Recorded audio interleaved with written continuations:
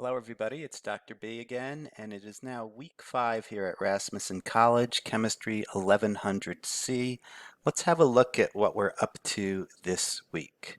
This is our second to last week, and it's the last week of core learning. Next week is essentially just a couple days to take your final exam. And being in week 5, I am now on the home page, and I'll be showing this as usual from the point of view of a student who's going to the home page and wants to see what they're up to. Because of the large amount of content that has to be covered, I again will not cover every piece of core material, but I'll show you where you can learn it. And I'll throw in some vignettes and little pieces of information that might help you learn. Always, if you have questions, let's send me an email, or even better, put them on the discussion board. We're starting to get some students working together to solve problems. I love it when that happens. Okay, so here's the home page. You'll see this embedded PowerPoint, and each week we've just been clicking on 1, 2, 3, 4. So let's go ahead and click on 5. And there it is. Let's make it bigger. And let's make it full screen.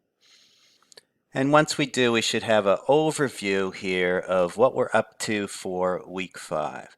This is the essential source for anything you need to do for week 5.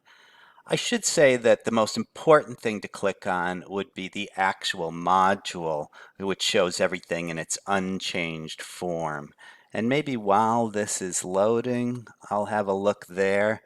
What I'm saying is, here's your modules over here. We are on week 5, so you can click on that. And I've summarized everything and tried to provide convenient links and easy to submit templates here. Okay, so it's loaded now. And here's what we're up to in week 5. By the way, what you see right now is an online version of the PowerPoint here. You can always upload it to your computer if you have PowerPoint and look at it right there. I think I'll try just leaving it just like it is. So what are we up to? We're calling this in Unit 1. That's an error there. This is not the Introduction in Basic Chemistry measurements. I'll change that for you. But here's what we're going to take a look at. We're going to be taking a look at quantities and chemical reactions here. We're going to take a look at liquid solids and intermolecular forces. We're going to take a look at water and constant pH. The water constant and pH. We'll take a look at equilibrium and Le Chatelier's principle. There's a lot on that. And we'll take a little bit of a look at redox. So quite a bit here. And here's the actual, so these are all the activities that you can do to learn this material. And once you've done that, I recommend you also watch the video. So the reading here should just connect you, and it's password protected, but it should just connect you to what you need to do for the objectives. That is the things that don't have any point value, right? So when you look at this, you'll just see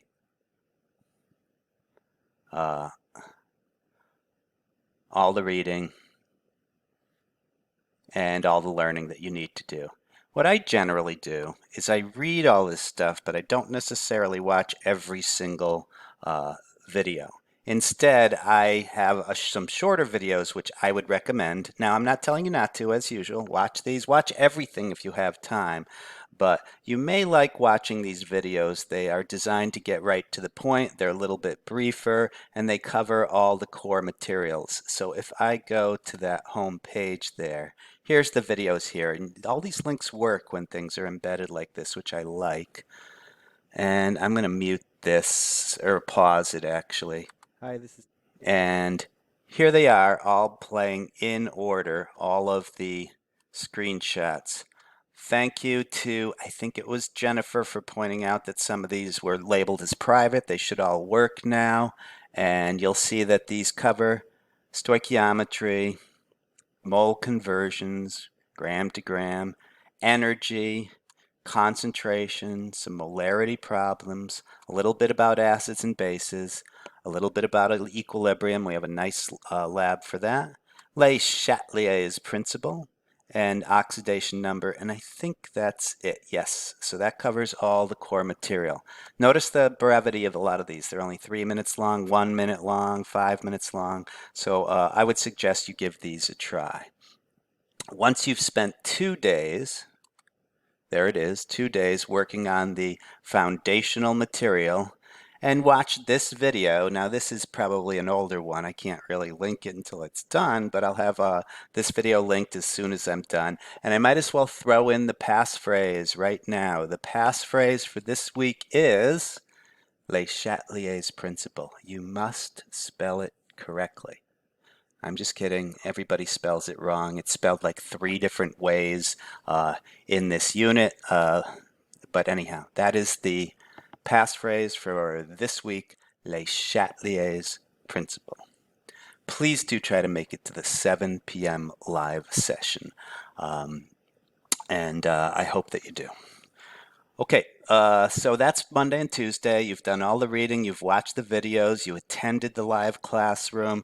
Go ahead and submit that passphrase for your 15 points. And then once Wednesday kicks in, and as usual, these are simply suggested pacing.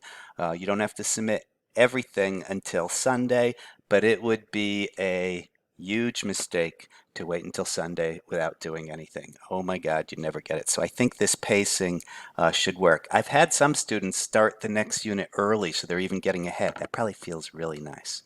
Okay, so once you get to the labs, there's 3 of them this week, and let's have a look. I spent a lot of time this morning and over the last week or so creating this template to try to take each of these labs and make them a little bit more digestible. So I hope these help. So there's the lab itself. It's worth 36 points. And let me pause. So that's the actual how you're going to submit it. Let me pause and load up the template.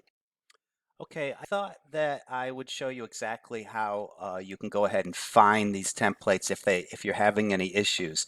This link actually needs to be modified. So suppose you had a problem where you're like, where is that submission template?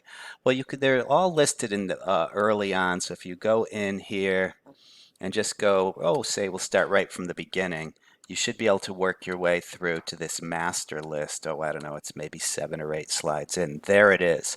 These are all the templates that are created. So we want to take a look at this Lab 1 for Module 5. That's the solar power template. I'll fix that link, but you can also get there this way. So let's Control click there. Open this thing up, and we'll take a look at the first of the 3 labs. I spent a lot of time modifying these to try to make them user-friendly. The pasting in the screenshots was so tiny I made things a little bit bigger. So let's have a look. This will take a few minutes to go over it. This is Module 5, Lab 1. It's the Solar Power Lab. It's worth 36 points. That means that there's 18 screenshots that you need to insert. You can click here. I think I will. You can click here. There you go. Did that work? There. If you click here, it will open up the Open Learning Initiative here. You can sign in, and you can go ahead and go to the lab, which starts at page 142 there. See how that brings you right there? So feel free to do that if you want to.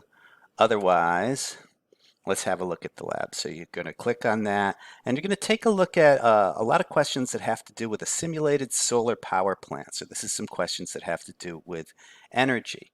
What you're looking for is slides 142 through 169, and I think 18 of those include questions. So to make things friendlier for you, here's the slide number for each one. So 142, some information. Let's see if this is working. 143, 144. We'll watch these videos. 145. Make sure you learn all this stuff. But when you get to slide 146, there's some questions. So it asks you to order things from slow to large. And that's what I did. See how they're moving faster each time? So at that point, if it were me, I would use the snipping tool. I would take a screenshot, which I'm not going to do, but then I would put it into, where is it? There it is, right there. I'd copy and paste it into there. Do the same thing for 147, 149, 150. These four, these four, these four, those two. 18 screenshots, a lot of good learning in there, and you've completed lab number 1. I think I'll just leave it as that and then submit it, right? And when you're going to submit it, that's actually what this link is, isn't it? When you take a look here, since I'm not a student, I don't see exactly what you guys see for submitting, but I have a feeling it's something like this because look, assignment submission, and there it is. I like to see these as one file that I can just scroll through. Maybe you can check it after you submit it, make sure it looks nice, but there are a lot of you who are giving me very easy to grade lab assignments where it uses that template. Everything looks great. Answers are different for each student because the questions are a little different for each student, so be aware of that. Okay, let's continue to the second lab now, which I would click here, but I have a feeling that's just the submission page. So I'm going to do the same thing and just go back. Here it is. And now I'm on the second lab, acid-base chemistry. Let's have a look. That first lab was from something called the Open Learning Initiative, which I believe is something that the college pays for, and it's a nice application of your knowledge by learning skills, not just solving mathematical problems. The second one is, this is the acid-base lab. This is from a site that does not have any login criteria. It's known as the Chem Collective, and we'll just be taking a look at strong acids and bases. Let me read through this in case you guys run into problems while you're doing this. It says, in these activities, you'll explore acids and bases using the Chemistry Collective, which is a set of free online labs and activities that are part of the National Science Digital Laboratory. It's worth 15 points. It's 1 point per question. That's a relatively low number of points for a lab. So you can go ahead and click there directly and you'll see a slide that has this as its main component. I should say a web page.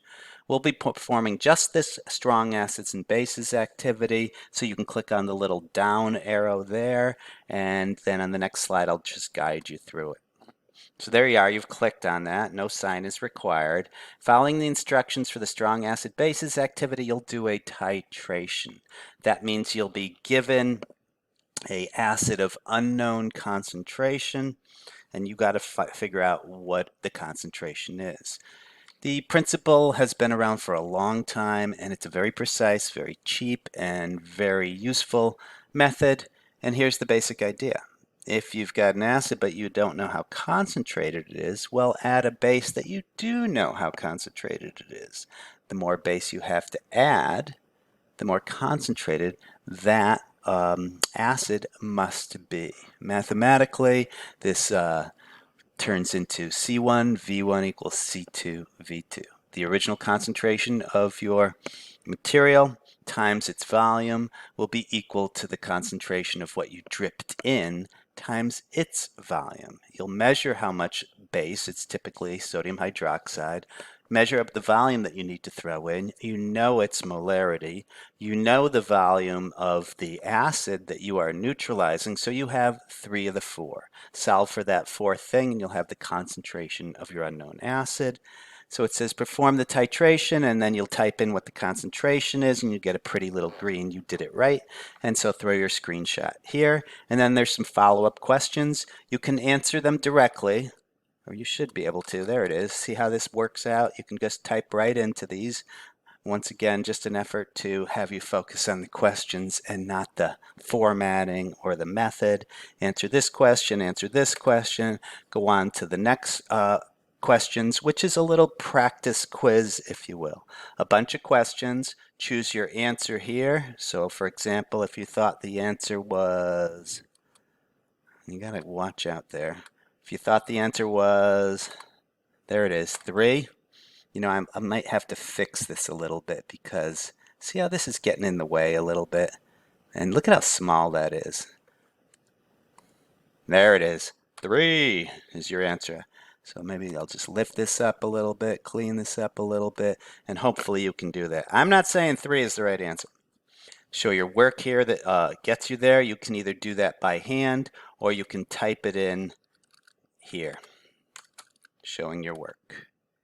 Once again, I've got this little problem here where you might have to lift this up a little bit in order to do it. There it is. I'm showing my work right there. So let me try to just change this on the fly. There's the acid and base test and second lab, and good. Okay, fine. I hope you don't run it. If you have to move these things around, just move them around and answer the questions, and you should be good to go. More questions, 8 through 10. More questions, 11 through 13. One last question, 14. I think it's worth 15 points, so you get a free point there. And there you go. This is the acid base lab, so Module 5, Lab 2. Let's go to the third lab, which is here. If I click on this, let's see which it brings me to. Yeah, this just brings to the submission page. So one more time, I'm going to get there the old-fashioned way, which is right here. It's just early in that global PowerPoint, which has everything. Now it's time for the equilibrium simulation. This one took a long time to sort of clean up. So have a look at this. What it is a nice equilibrium lab that demonstrates Le Chatelier's principle. You're given a chemical reaction that is in equilibrium. That means there's reactants turning into products, but at the same time, there's products turning into reactants. You're going to try adding some reactant, adding some product, take away some reactant, take away some products, and see how it shifts the equilibrium. This is typically done by observing a change in color. You'll even get to change the temperature, and that can also shift the equilibrium.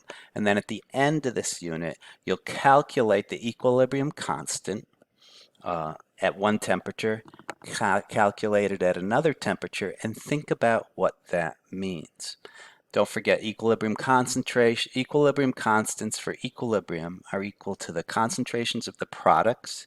Each coefficient for those products, that's the number in front, becomes an exponent, divided by the reactants, same deal. Coefficients become exponents, reactants are multiplied by each other, you'll get a value. A little value, like say 0.001, would mean the reaction cannot proceed very far. The reverse reaction is favored.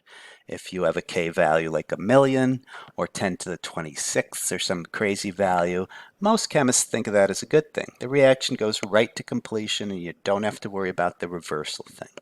Okay, so I'll just guide you through that. You can click directly here. It is password protected, but you should have gotten through all that. This is the general site. You don't have to click here. You can go directly to it there. You may have to log in. It will get you there. You'll see a screen that looks like this. And hiding right there, as pointed out in the directions on the blackboard, is everything on that slide about how you're going to do things. Now, because it's like this long-winded thing and it's not exactly clear where your questions are, I've rewritten it and broken it down to where each time there's a question, I give you a little box. So you're in the lab. It tells you what to do. And then it asks you a question. What was the minimum milliliters of 12 molar HCl that you added? So this will show the equilibrium shifting when you add a strong acid. You go ahead and predict your answer. La, la, la, la, la. I think I'll make that red. And then include a screenshot that shows the color change after you added it. It does warn you not just to dump in a bunch of HCl, but add a little bit. So make sure you take advantage of these hints. Now let's see what happens when you add some. You're going to be removing chloride ions by adding silver. I think it's adding silver nitrate. Blah, blah, blah, blah. By tying them, okay, I predict that removing chloride ions will be, oh yeah, and this says how to do it. If you add silver nitrate to this reaction, let me fix that capital L. Chlorides are not capital C, capital L, there it is. If you add some silver nitrate to the reaction, it will tie up those chloride ions, remove them because they'll precipitate out of the solution. Anytime you see an S, that means a solid's forming and it's no longer subject to equilibrium. It's only in that aqueous solution that things can go back and forth. If it chunks out, it's just there. And so that's what's happening. Hint, you're not adding chloride, are you? You're removing chloride by forcing it to precipitate. So if you think that adding something will shift the reactant in a certain way, in this case you're removing something. So try not to get that one backwards. So that's actually doing it and throwing in the screenshot. We're going to add some HCl, make a prediction. It's probably free points either way. It's okay if you're wrong. And then actually check it out and explain what happened. So if you got it wrong, as long as you explain why it was wrong, you should be fine. Throw in a screenshot. I'm going to go a little faster. And then you do temperature as well. And here's the point where you let the temperature get steady, because we don't want it to change, because equilibrium does change with temperature. And you'll have a data. You'll have concentrations of everything. So go ahead and calculate your K value. Change the temperature, calculate it again, and based on those differences, what happened when you say heat it up, say the K might get higher, right? Would that mean that the reaction is exothermic or endothermic? Exothermic means it's like a wood fire, it's releasing heat to the surroundings. Endothermic means it's like baking a cake. It requires heat for the process to occur. So think about that, write your answers, and you have completed the third lab. Let's go back to our master sheet here. I think I can find it there. And it's time for the assignment.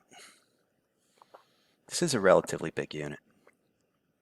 Assignment is a bunch of questions. Oh, look at this. This is Module 4 assignment. We don't want that. We want the Module 5 assignment. So let me make sure I find the right assignment for you. As you know what, I'll go to my little template and see if I can find it there. Excuse me. Okay, it should be right here. I hope this doesn't bring me to Module 4. Let's see what we get. Module 5 assignment. Good. So this is it. So answer each of these questions. These are designed to be linkable. You can answer directly in them. So as before, 3 pages, bunch of questions. Answer them. Maybe we'll take a chance and try a couple of them. Like, let's just go right in here. It says, how many moles of NO2 form when you have 0.356 moles of N2O5? And then here's the equilibrium. I would note that this is a mole to mole conversion, which is one step. Oftentimes you can do them in your head. So you have 0.356 moles of this. How many moles of the N2O5? Oh yeah, you have 0.356 moles of this, and you want to know how much N2 you get. Well, do notice that it's double your money. 2 of these will produce 4 of those. So 0.356 moles would generate 0.712 if my math is correct, right? Or you can start with what you're given, which would be, oh, maybe I'll write it in. I would write 0.356 moles of the N2O5 is what you're starting with, but anytime we react a mole of N2O5, so we would form 4 moles of NO2 for every 2 moles of N2O5, and that should equal 0.712 moles of NO2. Clean it up. I have this wonderful thing. Oh, it's not in here, so I'd have to do it manually. Yeah, I'd have to do this manually. So I would have to take each one of these, turn them into subscripts. You know what? I'm just going to open it in the desktop app, so bear with me. You know, this is the kind of things that you guys might be doing. So, you know, that's the way it is. So where is that? Oh, here it comes. So there, it's all done for you. I downloaded this thing called Chem Formatter right there. Watch what it does to this part in red here. 3, 2, 1, go. 3, there it is. Look how it made everything like 3.35, 6 grams. Let me fix that. 6 grams. That looks good. Moles N2O5 subscripted times 4 moles of this for every 2 moles of that. So it saved me a lot of subscripting there. I would highlight this answer. Boom. I would cross off the things that are canceling. The moles of N2O5 were struck out. And, you know, it's tedious. You're always welcome to write these by hand if you hate doing all this stuff. I think I'll just go like that. Oh, that's exactly right. And there it is. And that would be the answer to the first one. Maybe I'll even leave that up for you to show you what we're looking for. You want to do it with an equation editor? Be my guest. You want to write it by hand? Be my guest.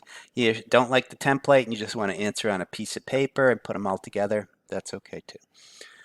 So answer these questions, lots of them, and once you've done that, take a deep breath, take a little break if you need to, because all you have left to do is the quiz. So for the last time, I'll go back to where we are. I guess I can find it's one of these. That's not it. That's not it. Maybe here. I got things spinning now. I don't know. No, that's another lab. It says module, module, module, module. So if I wanted to go back to the original assignment, here it is. I'll just go, I think it was slide 44. I'll go right to slide 44. And there it is. So where are we? Wrapping things up here. If you've gotten to this point, you've done your reading. You've watched your videos. You've attended the live classroom. You submitted the passphrase, which, by the way, once again, was Le Chatelier's principle. You've completed the first lab, the second lab, the third lab. You've handed them in. You've completed the assignment. On Saturday, you took the quiz. That's the last quiz you have to do. The only thing that will remain for the rest of the course is I'll post all of the reviews. Then we need a quiz review here. I'll create a quiz review and I'll post that, and then for the final we'll take a look at every quiz review. I think that would be the most efficient way to study for the final. It's just all the little reviews, the big quiz gets smushed together and it turns into a final exam. So there you are. Okay, welcome everybody to week 5. It's a fair amount of work this week, but it is the last full week, so hang in there and send me any emails if you have questions, or once again, even better, submit them to the discussion board so we can crowdsource them. I'll see you at 7 p.m.